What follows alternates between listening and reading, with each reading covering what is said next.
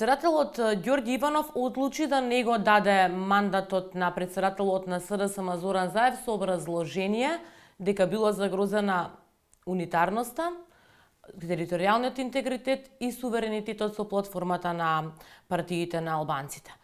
За тоа кој е излезот, за меѓуетничките односи, разговараме со професорката од Правниот факултет на Универзитетот на Југоисточна Европа, Беса Арифи. Професорке, го видовме образложението на председателот. Колку реално платформата на албанските партии значи загрозување на интегритетот, суверенитетот и унитарноста на Република Македонија? Најпрвен тука има две работи кои што треба да се расчистат. Првата се поврзува со самата платформа, која што ако се прочита, ќе се види дека нема ништо радикално во неа и дека представува само една заедничка декларација, политичка декларација, со која што политичарите албанци се залагаат за унапредување на правата на албанците во оваа република, а кои што права извираат од уставот и од законите на Република Македонија, како и од измените договорени според Охридскиот рамковен договор. Никогаш во една држава, ако правата на една заедница се унапредува, тоа во ниту еден случај не би представувало загрозување на унитарноста на државата и на нејзиниот територијален интегритет. Бидејќи напорта да се унапредат тие права во рамки на државата представува желба на таа заедница да биде што подобро интегрирана во едно инклузивно граѓанско општество во таа држава и на тој начин треба тоа да се свати.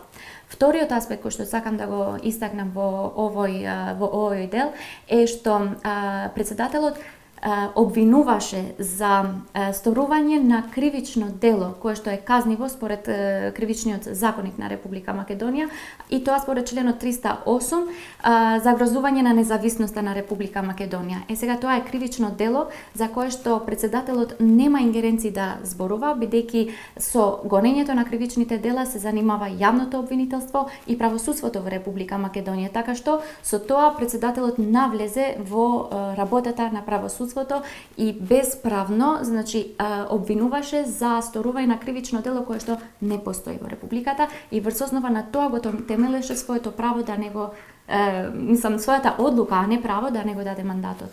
Кој според вас е сега излезот од ваквата ситуација? Република Македонија е парламентарна демократија, не е председателска демократија. Во Република Македонија, според нејзиниот уставен поредок, парламентарното мнозинство е вистинскиот представник на суверенитетот на граѓаните, бидејќи според со изборите се доаѓа до тоа парламентарно мнозинство и така според тоа парламентарно мнозинство после се формира влада. Чинот на давање на мандатот од страна председателот е исклучиво формален чин.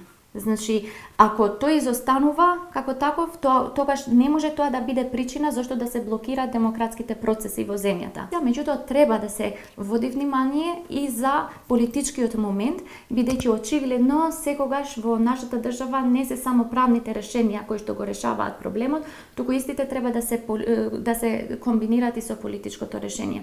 Мислам дека се очекува, дури е очекувано да се инсистира на ова правно решение и дури понекогаш тоа може да биде и ризично од страна на тоа што би можело да биде како одговор на тоа решение, бидејќи гледаме дека тоа што се правни работи понекогаш на противправен и на противуставен начин, значи им се спротивставуваат одредени луѓе и одредени структури. 2 години општеството е во некаква криза. Прво почна како барање меѓу другото и на граѓаните за расчистување на криминалот, а сега се сведе на некакви меѓуетнички теми. Според вас, добро ли време беше ова за појавување на платформата на партиите на албанците?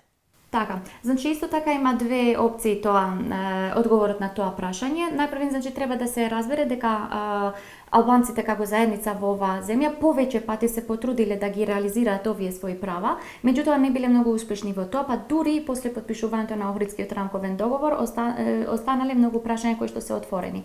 Секогаш е вистинско време за отварање на прашања кои што се поврзуваат со унапредувањето на правата на една заедница. Меѓутоа, јас мислам дека малку се погреши во однос на воспоставувањето на приоритетите и во самата платформа, бидејќи во истата се зборува и за правните работи, се зборува и за прибе извештајот, например, и реформите кои што се поврзуваат со тој извештај, се зборува и за тоа како да се продолжи мандатот на специјалното јавно обвинителство и да се најде решение за монтираните случаи. Меѓутоа, тие не беа ставени како приоритет. Мислам дека е ова големата грешка на самата платформа, бидејќи едноставно без да се воспостави една за секогаш правна држава и владење на правото, ниту едно колективно право, ни на албанците, ни на другите заедници, ни на било кој граѓани на Република Македонија не може да се реализира. Се успеа ли со неа да се дефокусира на некој начин приказната? Од расчистување на криминалот до разгорување на меѓунационалните односи? Не само со платформата, туку и со одговорот кон платформата истото, значи се овозможи, бидејќи едноставно ако една година порано протестиравме за работи кои што се поврзува со криминалот, со граѓанското општество, со заробените институции на државата, сега темата е целосно сменета.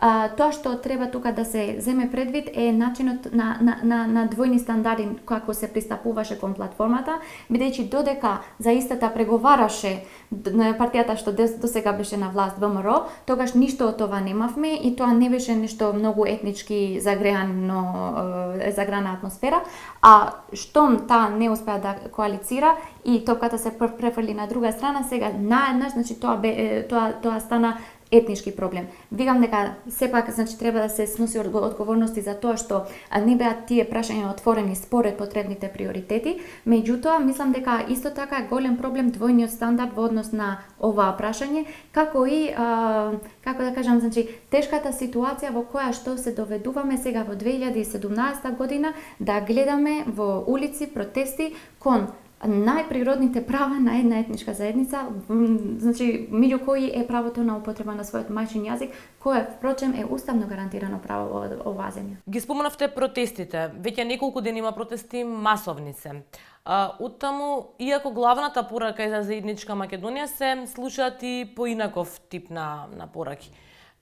Колку според вас протестите практично ги разгоруваат меѓуетничките односи? Мислам дека нема воопшто врска тоа што се промовира како цел на протестот и тоа што вистина се случува во протестите, бидејќи едноставно иако тие протести, организаторите повикуваат на тоа дека да се зачува заедничката Македонија, тие протести се организираат заради протестирање против нечие право да употребува свој јазик, кој што тие го гледаат како двојазичност, иако тоа право на јазик се употребува веќе со години во Република Македонија, така што чисто се гледа големата манипулација која што се прави и освен тоа, во ниту еден момент тие кои што протестираат не се осврнуваат на криминалот кој што се случи во државата и за кој што постојат разновидни докази и за кои што ги чувме и самите, во однос на вистината за Македонија, така што ниту едно лице не се осврнува на тој криминал кој што се случил и со намера да се покрие целиот тој голем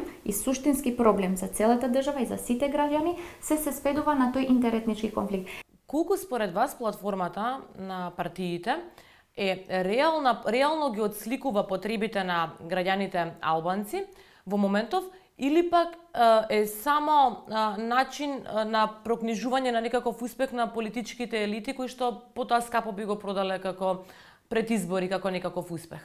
Без разлика што мислат албанските политички партии, тие не покажале до сега успех да ги надминат меѓуетничките теми и да одат со некоја друга агенда. Мислам дека ова е нивниот последен обид да се придонесува нешто во врска со напредувањето на тие етнички права како колективни права во рамки на Републиката. И мислам дека од таму после ќе се потрудат да ја исцрпат својата моќ и својата, да се представат како структури кои што би требало да добијат гласови и во иднина. Мислам дека тоа не го намалува важноста на овие етнички заеднички и колективни права. Никогаш тоа не би можело да се каже, бидејќи тие се многу значајни права на цела една заедница која што живее во оваа република и права кои што му припаѓаат на таа заедница со уставот и со законите. Значи далеку е од тоа дека не се важни, не треба да се унапредат во рамки на уставот и законите. Меѓутоа, како што реков, треба да се стават тие приоритети и да се разбира еднаш за секогаш дека доколку нема правна држава и доколку државата не функционира според правото, ниту едно право, првин граѓанските, тие суштинските граѓански права, а потоа и колективните права не може да се реализираат. Мислам дека и кога ова ќе се случи, и самите албански партии ќе се уверат дека тоа не е целосното решение на статусот на албанците на оваа држава, бидејќи тие пред се имаат потреба, значи, за вистински граѓански решенија кои што се осврнуваат не само кон нив како албанци, туку кон сите граѓани на Република Македонија, кои што се поврзуваат со еден подобар и подостоинствен живот во ова подневие. И мислам дека тие сами после ќе се уверат дека тоа не е клучната причина и клучниот начин на барање на гласовите кај албанците, бидејќи тие досега покажаа дека се спремни да одат и преку тие етнички права и да се залагаат за нешто повеќе од тоа како граѓани на ова заедничко општество и заедничка држава. Ви благодарам на одвоеното време. Благодарам на вас. Тоа беше се во неделното интервју на Радио Слободна Европа. Довидување до следната недела.